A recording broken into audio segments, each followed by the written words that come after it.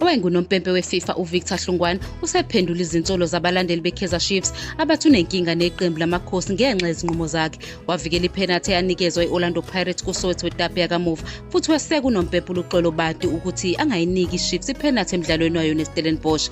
uHlungwani uthe akanankinga neChiefs futhi izinqumo zakhe zilandela imigomo, ubalule nezikhathi lapho enza khona izinqumo ezivuna iKaizer Chiefs njengokukhipha ipenalty bebhekene neOrlando Pirates ngo-2021.